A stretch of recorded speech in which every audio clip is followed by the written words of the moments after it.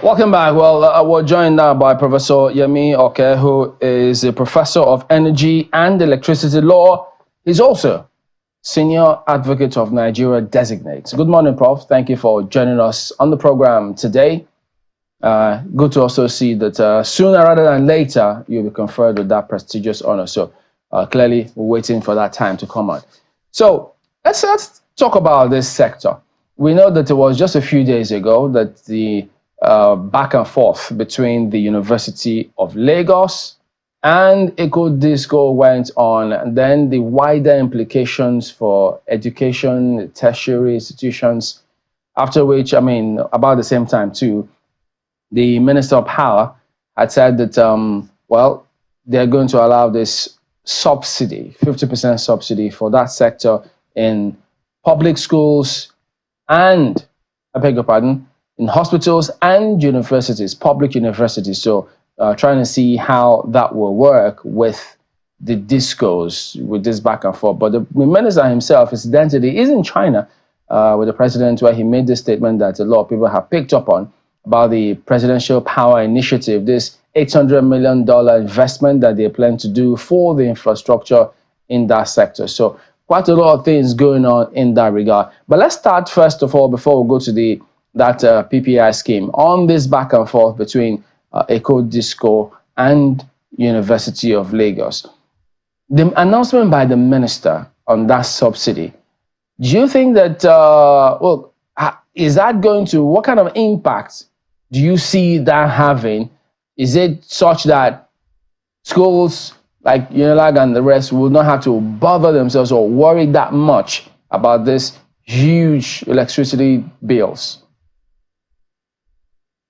Thank you very much, Chamberlain, for that important question. I recall recently when I was in your studio, there was an intervention when one of the student leaders was brought to your studios to talk about or justify the reason why they had to go on demonstration because of electricity bills and threats to disconnect their schools. And I was able to point out that, well, the schools will continue to pay huge electricity bills because they are not enjoying any form of subsidy. And some of them have been moved from whatever bands they were to band A and the rest. And that would still have implications on the electricity bills and what they charge students. So I now suggested that the student may be prepared to pay slightly more for services rendered by those schools, unless the schools will be able to attract a form of subsidy for electricity consumption from the government. And I'm glad that the government is listening, and the only way to alleviate challenges of those poorly funded public institutions, meaning universities, colleges of education, polytechnic, hospitals, teaching hospitals, and the rest, is to give them a kind of subsidy. I think the discourse too, they engage to also concede a bit of subsidy that will go into their corporate social responsibility for public funded institutions, because they're not profit-making entities. And so if we encourage these schools and others to also give certain percentage of concession subsidy to those entities, while they also enjoy a bit of subsidy from the federal government, they all should be gone. And I want to recall that the regime of Fashola had thought with an idea to enable a number of those public universities, including the University of Lagos, to deploy architects. And that will have freed them off reliance on the national grid. And that hasn't happened. I know, I'm aware of huge cost implications that might have. Also, the federal government that's challenged in several ways. But that's the way to go. Honestly, you don't expect the university that's almost a community of its own, like University of Lagos, Ahmadu University in Zaria, and other universities that the University of other universities generally that are public funded to rely on national grid, because it would be huge demand, to be a major demand for their revenue, and they can't impose school fee for students. It's another challenge of crisis as well. So the way to go is subsidy. I guess if it's properly channeled out, well applied, so it should bring a bit of support to those public institutions. But again, I also know that the government is concerned that corporate entities are backing up from the national grid. It's expected, that's to be expected, because everybody knows that the national grid is challenged, is weak, is dilapidated. And I don't see any serious business player who will rely almost absolutely on national grid. Not even channels, not even major corporate entities. It's the cost is huge, the risk is exorbitant, and then the reliability level is up there. And even homes, I'm worried where they're not talking of homes. A lot of homes now are rejecting grids. They're going off grid. People are going almost exclusively on self-generation, relying on solar and another battery arrangement. So that's a trend, and that will free up some megawatts of the national grid that will be shared or distributed to homes, and that will also bring about efficiency in national grid management. I get all put together, schools eventually should back up national grid, major companies should back up national grid. And what is available? Of course, I even emphasized that at some point, but we started on a journey that will get us to where we're going in the power sector if we continue to pursue that. As states now begin to attract their own investment, both in the realm of generation, transmission, and distribution, I expect a state like Lagos to back off from the national grid and have its own eco grid, or have a village grid, or gateway grid for those states, stuff like that. So at the end of the day, we have energy in abundance for the country to speed up our national grid. In addition to that, the government says that they intend to increase the generation capacity to 6,000 megawatts this year, and hence this $800 million investment, which they say they're going to break into two, Lot 1 and Lot 2, and that they were not happy with the rejection of at least distribution by some of the discos, which was almost at 1,800 megawatts. So they want to boost it with this investment. So when you speak about us achieving or closer to our target, do you see this coming into fruition, 6,000 megawatts capacity at the end of this year with this investment? What I'm saying, and I will continue to say, is that once you have privatized reasonably, effectively, and justifiably, then you should have some savings for other purposes. I don't expect that government to be digging its hands into his pocket and doling out $800 million for investment in the power sector that is subsidized price. I disagree with that. We have spent money past without relatively little or nothing to show for it. I'm not going to subscribe to spending another $800 million of direct investment unless my prime minister is not talking about direct investment. The business of the present government is to attract reasonable investment, to create decent, bankable investment climate, and investment will just be self-sustaining. An average investor knows that making investment is a question of bankability. If your environment is such that I can put my dollar down, I recoup my dollar yield over time, you'll be running on top of each other's head to come to Nigeria. It should be a race down to Nigeria in terms of investment. But if your investment atmosphere is cloudy, if your investment atmosphere is toxic, if you don't respect business deals, don't respect your contractual obligation in leaders of other business deals, nobody's going to take you to anything serious. So you now be under a lot of pressure to spending money directly investing. Government should not invest directly. Government should create an environment for investment to thrive. Yes, so I don't know that what the minister is saying is by way of government backing or whatever. Don't know. All right, so Prof, just so we can clarify a few things, the clarification that we're seeing from the government is that this proposed 50% subsidy will apply to 37 federal universities and the 7 teaching hospitals affiliated with them. They've clarified that businesses within these institutions, private businesses, will not be benefiting from this. But there was something you mentioned earlier, which I really wanted you to talk about. You were saying it's most likely that students should get ready to pay more for the services that they're receiving from these schools. Did I get that clearly? Yes, my position when we intervened in your studio, of course, anchored by Chamberlain and Steele.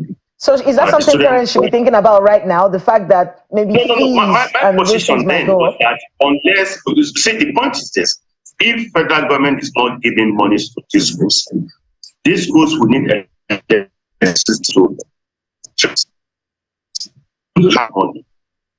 They are challenged in terms of funding, and they have huge electricity bills to pay. They can't run school, they can't run laboratory, they can't run teaching centers without electricity. Apart to teach using chargeable lamp, using phones like that, hot embarrassing stuff. And let's say, if government is unwilling to assist those public institutions, then the only alternative would be for schools to introduce a bit of levy to enable them pay electricity bills or run diesel to be able to train students.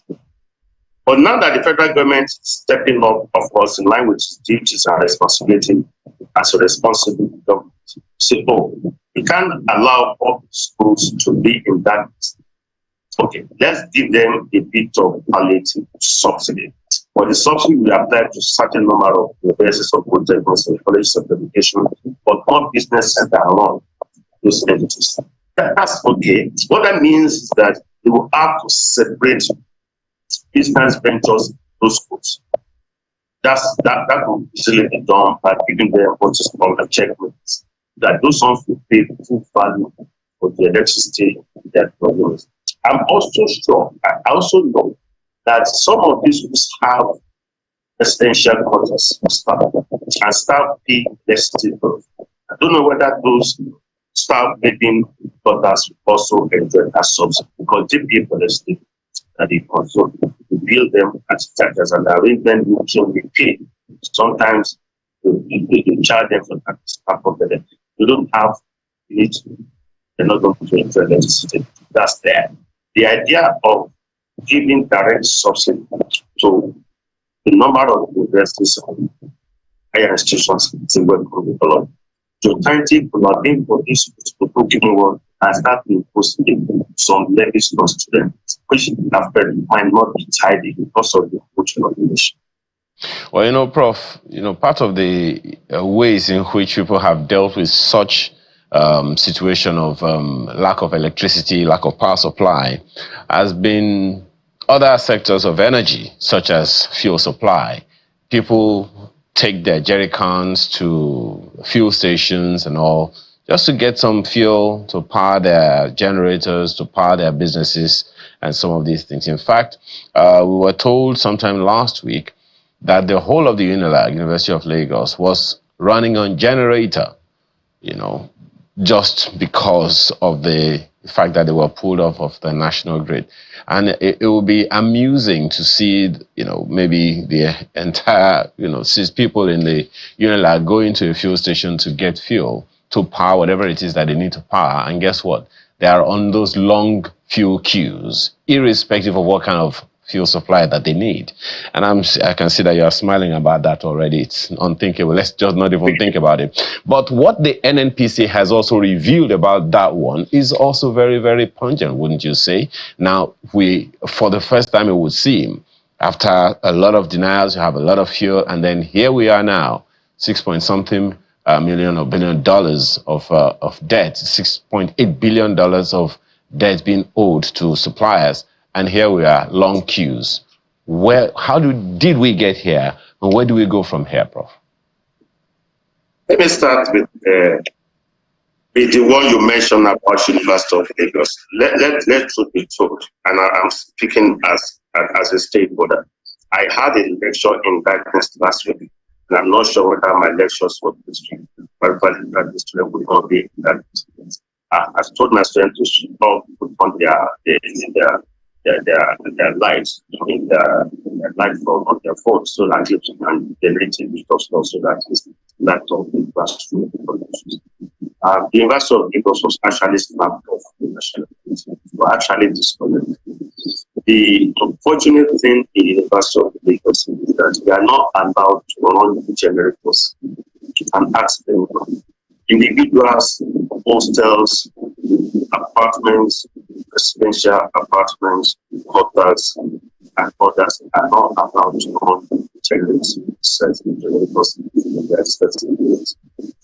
So university runs huge generators. They have a good backup generators that's run at huge cost. So when there's no light, it's not a question of alternative or maybe some of our colleagues have solar better than that. It's a major challenge. The rest of the world has been able to schools. We don't have that. And due to other and even in the case of university, because appropriate notices, appropriate regulations, laid down procedures were not followed. I'm not here to start raising those issues because appropriate feelings of from their hand. When you want to disconnect a university, even private homes, we have disconnection rules. That was not done in the university. The University of Lagos is literally high university. So there is a challenge there. The federal government intervention expect all to be, but the way to go is to put the University of Lagos completely off internationally by way of mapping. The private sector can have sorted out by those in the state. So we're not coming to the 6.3 billion naira debt and instruction in person by actually it's unfortunate. It's unfortunate because those debts are there. You are not fully paid. I'm not sure you are backed by DGs. If you are backed by bank guarantees, with all the guarantees. But if you are owing a supplier and you keep rolling it over, at some point, the supplier is scared of taking subsequent supplies available to you. It's not normal matter. And if you're talking of dollarized debt, in a service or in a sector that is based in Naira, that should be worried about that. Because when you're talking of 6.something billion naira debt, nobody says petrol in Naira. And this debt is as a result of petroleum consumption locally.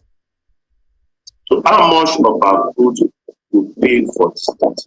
I've said several students and elsewhere that we have a good chamber in terms of energy resource management, and it didn't start today. It's always been there. Nobody fully understands the mathematics of energy consumption and subsidy in Nigeria. I stand to be corrected. I'm not happy about this. No one is happy. It's our country, and nobody will come from heaven to come and solve the problem for us. We Nigerians will supply and solve our challenge or problem as a country. I know, and I'm saying from here, I know for the fact that nobody knows the accurate amount of liters of petroleum product that is imported. Nobody has an accurate figure And that one would say, Prof, that's a little dramatic. My apologies for butting in. One would say that that's a little dramatic, going by what Kayla, revealed to us earlier, that from the conversation with Mr. Falana yesterday, that trucks that depart from any depot should be tracked. But unfortunately, it would seem that is not happening.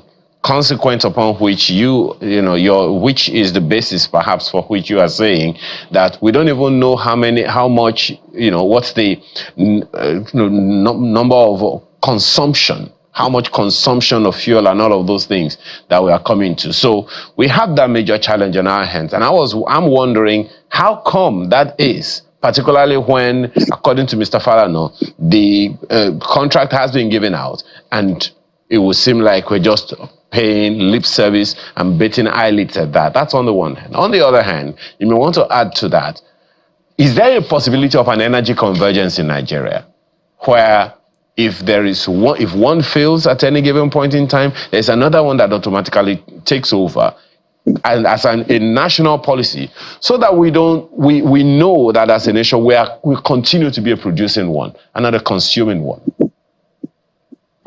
Thank you very much. The energy convergence is already ongoing, to be honest with you.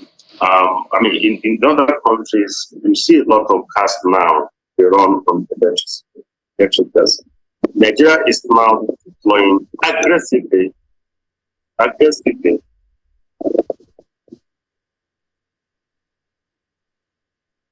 All right, Prof. We'll have to, I think we lost Prof there. Okay.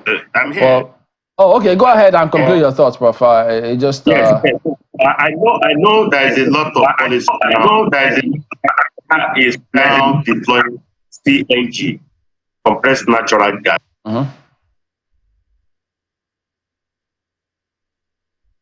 Are you still there? I think you might need to unmute. Okay. All right, Prof. I think we'll get the points you're trying to make there.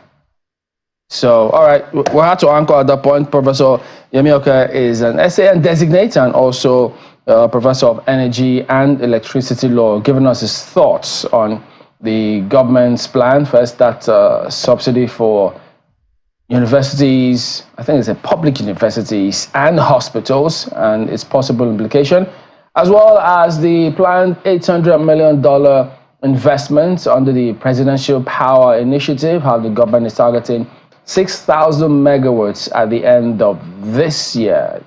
So fingers crossed if that will happen. So, Prof, we do thank you for your time this morning. Thanks for having me.